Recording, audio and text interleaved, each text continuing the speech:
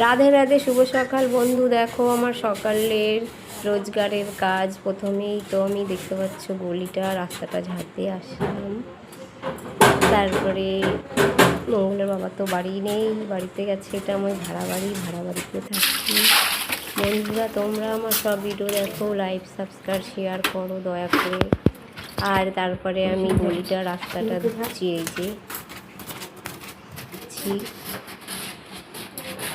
ধোয়ার পরে হচ্ছে আমি এবার গলিটা ধোয়ার পরে যে আমার রাস্তা গলিটা সকালবেলায় বাসিগুলোকে নোংরা করতে বেরোবে, স্কুলে যাবে, তাই আমি সকালে উঠেই বাসিগুলোটা ধুয়ে দিই। আবার ঘর বাড়ি এবার ঝাড় দিচ্ছি। সকালের কাজটা, ঘরের সকালের কাজগুলো করে নিলাম। তারপরে আমি ঝাড় দিয়ে রাধা জপ করি। যে কোনো কাজই করি রাধা জপ করতেই থাকি। করে তারপরে হচ্ছে ঝাড় দেওয়ার পরে ঘরটা মুছে নেব। এবার ঘরটা মুছে নেওয়ার পরে তারপরে দেখো সব ঝাড় দেওয়া হলো। এটা বারান্দা এবার মোছা হলো, ঘর মোছা হলো, বারান্দা মোছা হলো।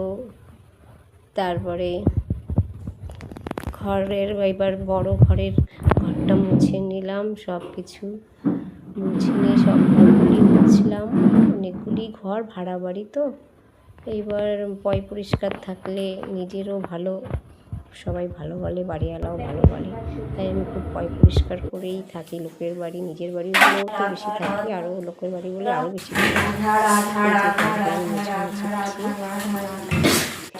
সিঁড়িগুলো মুছার পরে আমি ঠাকুরের বাসনগুলো মেজে নিলাম।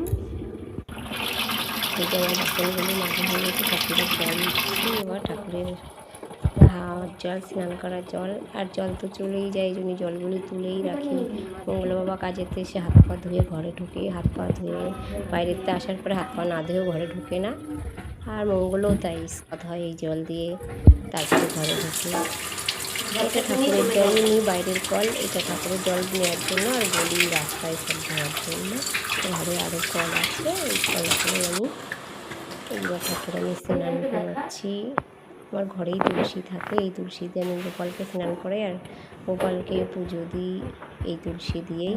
কারণ বাজার থেকে ওর বাবা ফুল নিয়ে আসে, অনেক সময় তো শুকায় যায়, তাই শুকনো তুলসী দিয়ে আমি দিই না। এবার গোপালকে স্নান করাই, শৃঙ্গার করাইয়ে আমি চন্দনের ফোঁটা দিয়ে দিচ্ছি।